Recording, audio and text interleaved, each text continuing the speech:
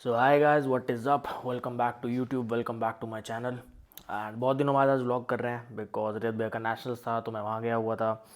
उसका व्लॉग वगैरह शूट किया, वो भैया के चैनल पर डलेगा। एंड इन जनरल बस ट्रेनिंग भी नहीं करी थी मैंने एक हफ़्ते से, सो मतलब कुछ व्लॉग बना ही नहीं पाया।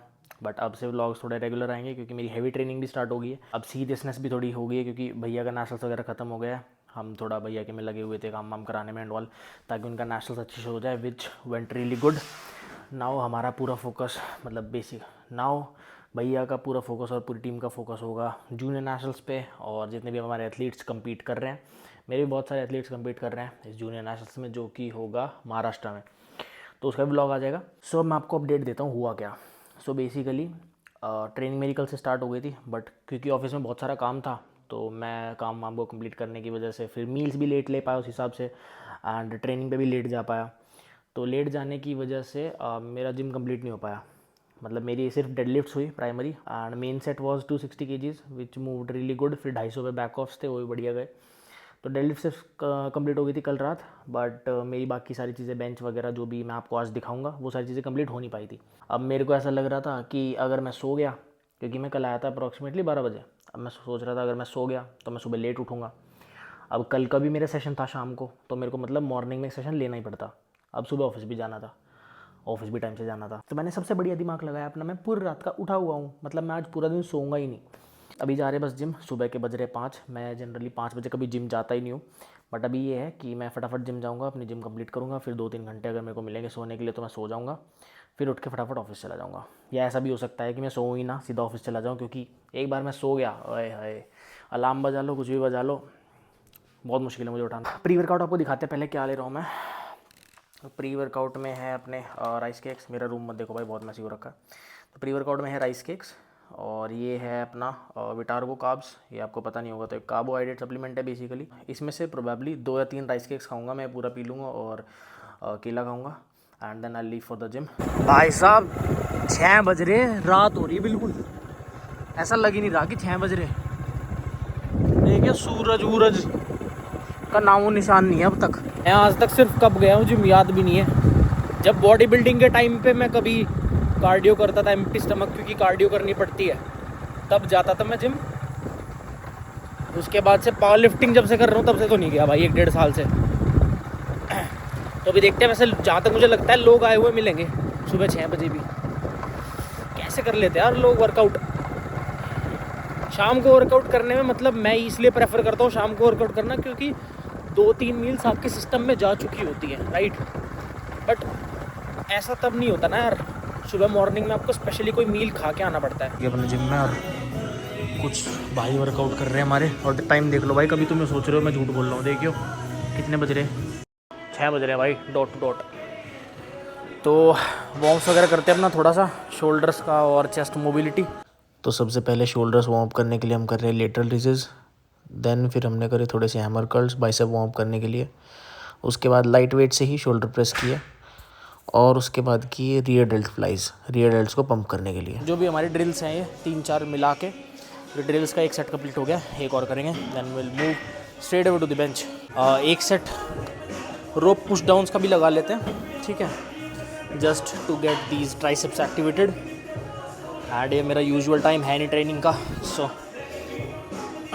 बॉडी जो होती है ना आपकी बहुत समझदार होती है। समझदार in the sense, for example अगर आप कॉम स्टैंडर्ड्स पे ट्रेन कर रहे हो, लाइक जब आपको स्क्वाट कमांड मिल रही है आप तब स्क्वाट कमांड फॉलो कर रहे हो, प्रॉपर डेप्थ मार रहे हो, राइट, बेंच में बिल्कुल प्रॉपर पॉज ले रहे हो जैसे कि लिया जाता है इन जनरल।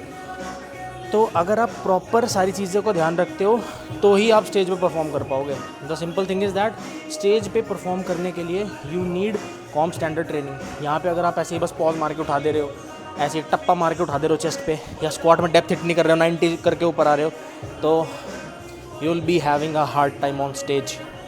एंड अब इंडिया के कॉम स्टैंडर्ड्स काफ़ी बढ़िया हो गए हैं आई गेस। एसबी इंडिया ने बहुत बढ़िया ऑर्गेनाइज़ कराया था एलपीयू में सीनियर्स का, एंड मोस्ट प्रॉब्ली जूनियर्स का भी ऐसे ही होगा, जो भी बस 1-1.5 महीने में। कैमरा बहुत ही वियर्ड एंगल पे लगा लिया मैंने, बट स्टिल जो सीट है, सीट को नीचे कर लेना है थोड़ा सा, जितना इन जनरल यहाँ ऊपर रहते हैं उसको नीचे कर लेना, ताकि आपके रियर डेल्ट्स आइसोलेट हो पाए। ऐसे करा, 2 सेकंड होल्ड छोड़ना, 2 सेकंड और फिर छोड़ना। ये हो गया, इसको एक और सेट करूँगा बस। Then I will go to special exercise जो कि मैं करता हूँ, और ये बहुत सारे लोगों को नहीं पता, सिर्फ बहुत ही कम लोगों को पता है, तो आपको दिखा देता हूँ क्या है। That is this, you know, lat pull downs. Lat pull downs जितनी बढ़िया तरीके से आप करोगे, अपनी बैक को जितना अच्छा एक्टिवेट करोगे, मैं पर्सनली इस चीज़ को प्रेफर करता हूँ। प्लस जो भी लोग बढ़िया बेंच करते हैं वो अपनी बैक को ज़रूर एक्टिवेट करते हैं बेंच करने से पहले। क्यों? क्योंकि आपका बेस तो बैक ही है, right? Your base is your back only. उसी पे आप सारा वेट उठा भी रहे हो, हैंडल भी कर रहे हो, मार भी रहे हो। तो लैट पुल डाउन के 1-2 सेट लूँगा, जस्ट नॉर्मल वेट, ऐसा नहीं है बहुत हैवी जाना है, इसमें कुछ जाना है। This is not my main workout. तो जान वही लगाओ जहाँ आपको लगानी है।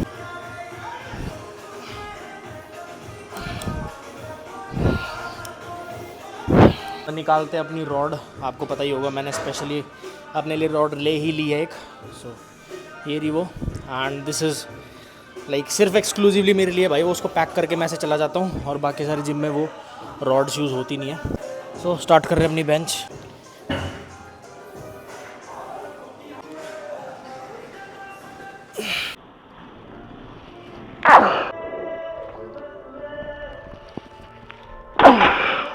सो मेरा टॉप सेट 150 किलो होने वाला है, and this is my last warm up 140 kilo. तो ये चीज़ मैं फॉलो करता हूँ, और आप लोग भी कर सकते हो, कि जो लास्ट वार्म अप होता है ना, वो बिल्कुल कॉम स्टैंडर्ड्स रखो। कॉम स्टैंडर्ड्स मतलब प्रॉपर पॉज, प्लस सारे वो गियर्स यूज़ करो जो कि आप करने वाले हो अपने मेन सेट में, जो कि आप करने वाले हो स्टेज पे। जैसे कि मैं अब तक सिर्फ बेल्ट यूज़ कर रहा था क्योंकि लाइट वेट था, राइट? अब क्योंकि लास्ट वार्म अप आ गया, so I use my straps also, I am using shoes also, right?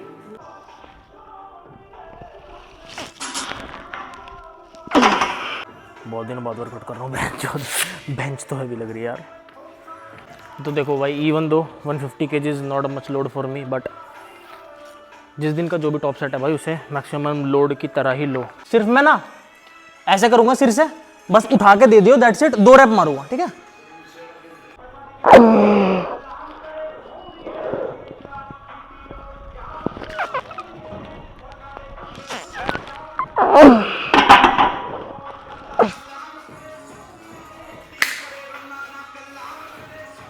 के 2 तो यार हार्ड आए।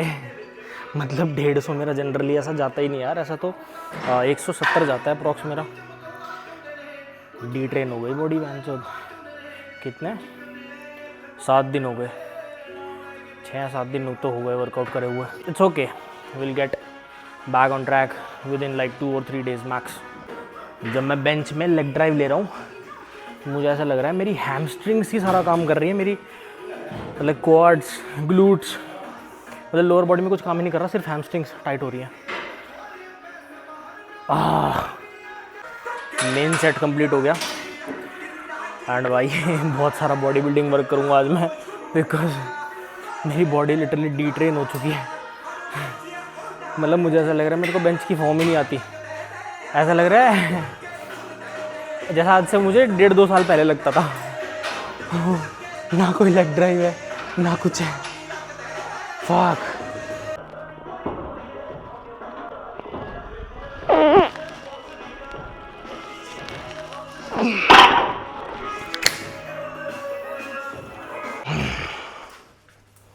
तो एक्सेसरीज़ में आज है plate loaded hyper extensions, and as you guys already know that मैं एक बैक इंजरी से डील कर रहा हूँ अभी करंटली। तो बहुत ज़्यादा हैवी नहीं उठा सकता, कॉज डेड लिफ्ट्स भी हैं, स्क्वाट्स भी है, जर्चर्स भी हैं। There are lot of exercises जिसमें कि मेरे बैक की इन्वॉल्वमेंट चाहिए। दैट इज़ वाई अभी बहुत ही लाइट वेट से कर रहा हूँ मैं।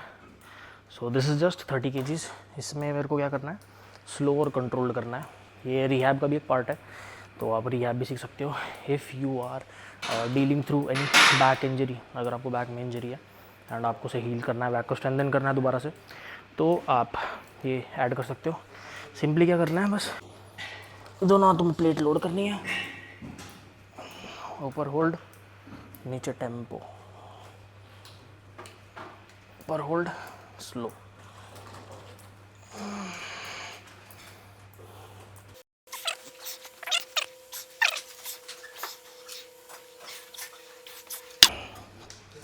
इसके 4 सेट्स हैं। उसके बाद है अपने सिंपल बाइसेप हैमर कर्ल्स। तो इसके लेता हूँ फटाफट 4 सेट, एक आपको दिखाई दिया। अब इट्स टाइम और हैमर कर्ल्स। और हैमर कर्ल्स किस लिए करते हैं? अपना ब्रेकियालिस मोटा करने के, बेसिकली अपना जो बड़ा वाला हेड है बाइसेप्स का उसको बड़ा करने के लिए, राइट। उससे आपकी बेंच में भी हेल्प होगी और इन जनरल लिफ्ट्स में भी हेल्प होगी, plus your arms look huge. 40-40 kilo भी मारने को मैं मार लूँ खड़ा होके, but I just want to do whatever is necessary. Ego lifting करके किसी को इम्प्रेस तो करना नहीं है, ठीक है, स्टेज पे करना है बस।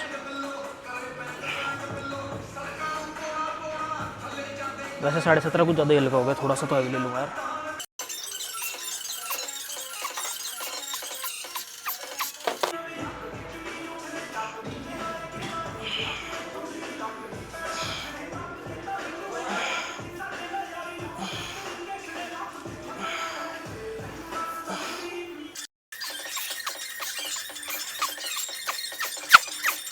एक और लेना है बस, 3 सेट्स इसके बाद अपनी एक्सरसाइज वगैरह सब चीज़ हो जाएगी ख़त्म।